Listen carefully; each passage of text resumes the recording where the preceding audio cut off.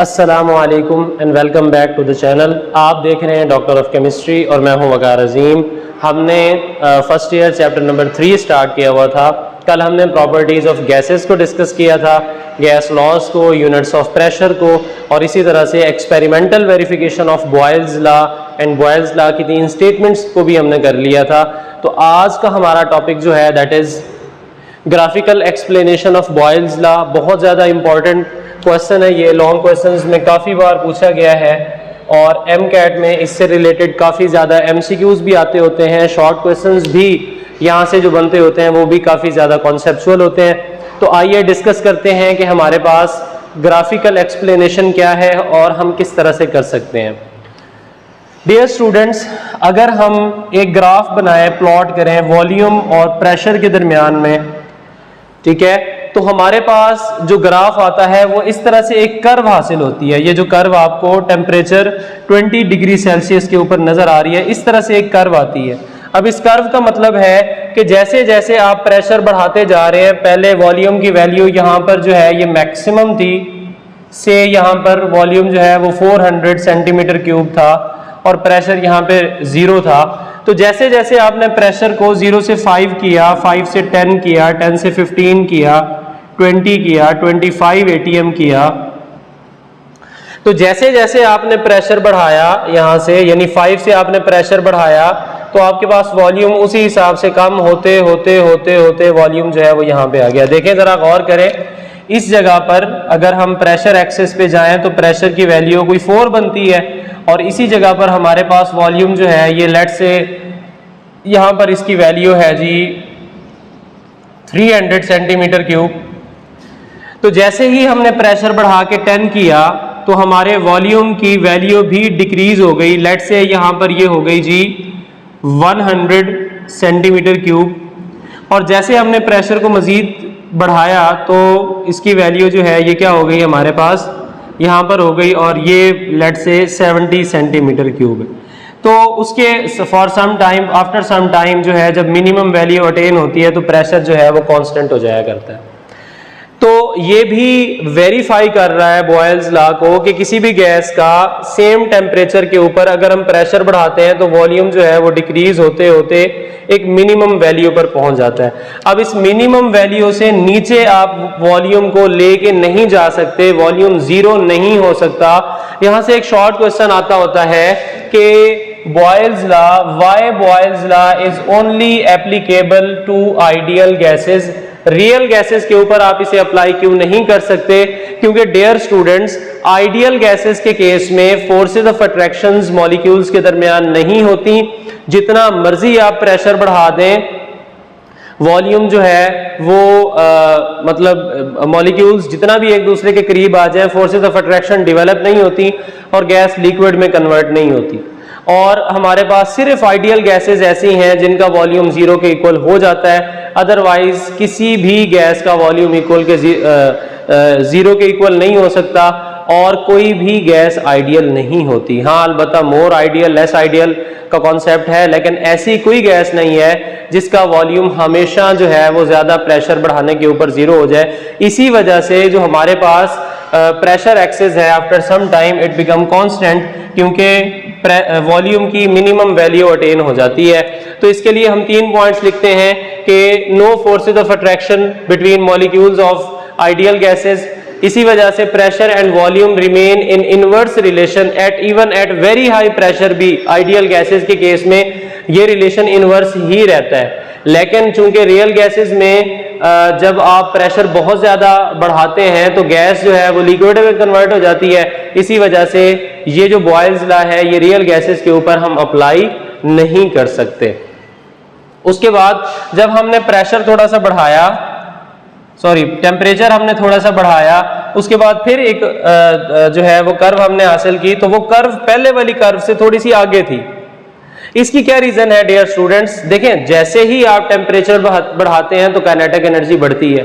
जब आप kinetic energy बढ़ाते हैं तो गैस के वॉल्यूम्स जो हैं वो क्या हो जाते होते हैं, इंक्रीज हो जाते होते हैं। आपने टेम्परेचर बढ़ा के फिर कांस्टेंट कर दिया तो अब गैस का वॉल्यूम पहले की निस्बत काफी ज्यादा हो चुका होगा, बढ़ चुका होगा। तो जो हमारी ये कर्व है ये भी दोनों एक्सेस से दूर चली जाती है। यहाँ पर आप डिस्टेंस देखें तो बहुत कम डिस्टेंस है, यहाँ पर डिस्टेंस काफी ज्यादा है। ठीक है, अब ये जो कर्व आपके पास हासिल हो रही है, क्योंकि ये सेम टेम्परेचर पे आ रही है, ये वाली पूरी की पूरी कर्व 0 डिग्री सेल्सियस पर है और ये भी पूरी की पूरी कर्व 25 डिग्री सेल्सियस पर है। इस तरह की जो आप कर्व हासिल करते हैं उसे कहा जाता है isotherm. Iso mean same and therm mean heat, और इसकी डेफिनेशन है कि अगर आप प्लॉटेड एट सेम टेम्परेचर और इसकी कर्व शेप्ड होती है। और एट हायर टेम्परेचर, जैसे हम टेम्परेचर बढ़ाते हैं, isotherm goes away from both axes, दोनों एक्सेस से आइसोथर्म दूर चली जाती है। और इसकी रीजन भी क्या है? रीजन यही है कि at higher temperature volume of gas जो है वो क्या हो जाया करता है? इंक्रीज हो जाता है। हम बॉयल्स लॉ को दूसरे तरीके से भी वेरीफाई कर सकते हैं। अगर हम ऐसा करें कि प्रेशर को हम वाई एक्सिस पे ले जाएं और इनवर्स ऑफ वॉल्यूम को हम किसके ऊपर ले आए? हमारे पास एक्सेस के ऊपर ले आए, तो हमारे पास स्ट्रेट लाइन हासिल होती है। इसका मतलब है कि प्रेशर और inverse of volume are directly related with each other. अब हम ये नहीं कहेंगे कि प्रेशर और वॉल्यूम जो है एक दूसरे के साथ इनवर्स रिलेशन में है, हम ये कहते हैं कि प्रेशर और 1/v एक दूसरे के साथ जो है वो किस रिलेशन के अंदर है? डायरेक्ट रिलेशन में है। और इसी जगह पर प्रेशर और वॉल्यूम एक दूसरे के साथ इनवर्स रिलेशन में है। इसका मतलब है जैसे जैसे आप प्रेशर बढ़ाएंगे वैसे वैसे v की वैल्यू कम होगी, लेकिन 1/v की वैल्यू क्या होती जाएगी? बढ़ती जाएगी। ठीक है, जैसे फॉर एग्जांपल पहले ये 0 थी, यहां पर ये 5 हो जाएगी, 20 हो जाएगी, 10 थी 20 हो जाएगी, 30 हो जाएगी, यहां पर 40 हो जाएगी। तो जैसे जैसे आप प्रेशर बढ़ाते हैं v की वैल्यू कम होती है, लेकिन इनवर्स ऑफ वॉल्यूम जो है वो ऑटोमेटिकली क्या होता जाएगा? डिनोमिनेटर में अगर कोई वैल्यू बढ़ रही है तो ओवरऑल रेशो में वो वैल्यू क्या हो रही होगी? जो है वो डिक्रीज या इंक्रीज। तो जैसे जैसे आप प्रेशर बढ़ाते हैं वॉल्यूम कम होता है, लेकिन इनवर्स ऑफ वॉल्यूम बढ़ता रहता है। डिनोमिनेटर में जो वैल्यू कम होती है एक्चुअल में ओवरऑल वो वैल्यू क्या होती जा रही होती है? बढ़ रही होती है। तो इस जगह पर अगर आप देखें ये टेम्परेचर T1 पर हमने ये स्ट्रेट लाइन हासिल की, तो यहाँ पर प्रेशर की जो वैल्यू थी उस जगह पर 1/v की वैल्यू ये थी। उसके बाद हमारे पास 1/v बढ़ गया, प्रेशर बढ़ाने से फिर 1/v मजीद बढ़ गया, प्रेशर जब हमने बहुत ज्यादा किया तो 1/v मजीद बढ़ गया। ये हमने टेम्परेचर T1 पे, जब हमने टेम्परेचर थोड़ा सा बढ़ाया, बढ़ाने के बाद फिर हमने स्ट्रेट लाइन ड्रॉ की, तो वो स्ट्रेट लाइन ज्यादा जो है वो प्रेशर एक्सेस की तरफ थी। और 1/v देखें, अब यहां पर 1/v की वैल्यू बहुत ज्यादा है। अगर यहां पर 1/v की वैल्यू बहुत ज्यादा है तो यहां पर वॉल्यूम जो है ये क्या होगा? ये मिनिमम होगा, कम होगा। और इस जगह पर आपके पास 1/v की वैल्यू कम है तो वॉल्यूम इस जगह पर क्या होगा? मैक्सिमम होगा। तो जैसे ही आपने टेम्परेचर बढ़ाया, तो टेम्परेचर जैसे बढ़ाते हैं तो हमारे पास वॉल्यूम भी क्या हो जाया करता है? इंक्रीज हो जाता होता है। तो वॉल्यूम जो है वो इंक्रीज हो गया, और वॉल्यूम इंक्रीज हुआ इस पॉइंट पर। इसी वजह से जैसे ही हम टेम्परेचर बढ़ाते हैं तो ये जो स्ट्रेट लाइन है it moves toward the pressure axis.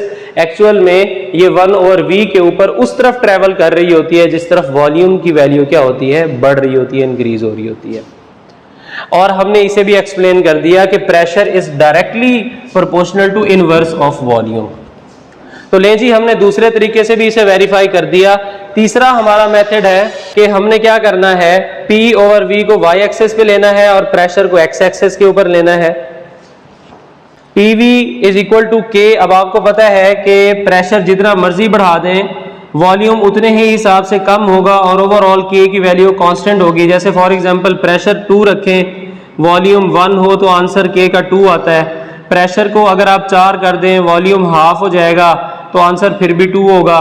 Pressure को अगर आप 6 कर दें, वॉल्यूम जो है वो 3 गुना कम हो जाएगा तो फिर भी आंसर 2 आना है। तो इसका मतलब है K की वैल्यू कांस्टेंट होगी, और वो कांस्टेंट ये स्ट्रेट लाइन इंडिकेट करती है कि K की वैल्यू कांस्टेंट। जितना मर्जी आप प्रेशर बढ़ा लें, जैसे प्रेशर बढ़ाएंगे वॉल्यूम कम हो जाएगा, वॉल्यूम कम होगा तो आपके पास जो स्ट्रेट लाइन है वो एज इट इज रहेगी। तो ये 3 ग्राफ आप लिख सकते हैं in graphical explanation of Boyle's law, और ये लॉन्ग क्वेश्चन में बड़ा अच्छा क्वेश्चन बन जाता होता है।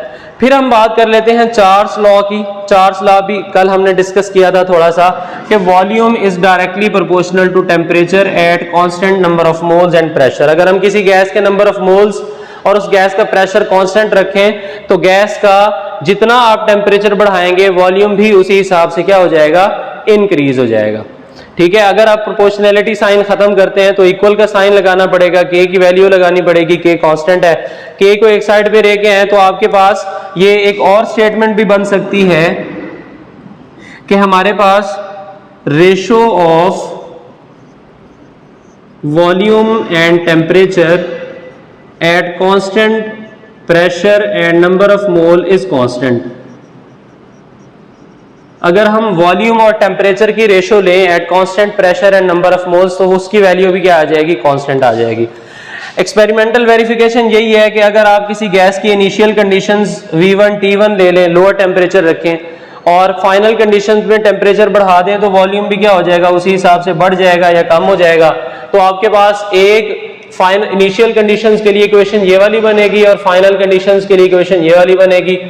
आपके पास लेफ्ट हैंड साइड्स इक्वल है तो दोनों इक्वेशंस को कंपेयर करेंगे, के से कैंसिल हो जाएगा, V1 over T1 is equal to V2 over T2। Different calculations के अंदर हम ये रिलेशनशिप यूज कर सकते हैं। So this was all about graphical explanation of Boyle's law and introduction of Charles law. इंशाल्लाह कल हम एब्सोल्यूट जीरो या quantitative relationship between volume and temperature देखेंगे कि ये तो हमने जनरल पढ़ा ना कि वॉल्यूम के बढ़ाने से टेम्परेचर या टेम्परेचर के बढ़ाने से वॉल्यूम बढ़ता है। कल हम ये देखेंगे कि कितना टेम्परेचर बढ़ाएं तो वॉल्यूम कितना बढ़ता है। यहाँ तक अगर आप में से किसी का भी कोई क्वेश्चन हो तो आप हमसे व्हाट्सएप पे, फेसबुक पे रब्ता कर सकते हैं और यूट्यूब के ऊपर भी आप क्वेश्चन पूछ सकते हैं। और हमारी वीडियोस को, मैं कहता तो नहीं हूँ लेकिन बहरहाल कहना पड़ रहा है, हमारी वीडियोस को लाइक करना, सब्सक्राइब करना, शेयर करना, दोस्तों से सब्सक्राइब करवाना ना भूलिए। हमें इस स्टेज पर आपकी सपोर्ट की ज़रूरत है। Thank you very much.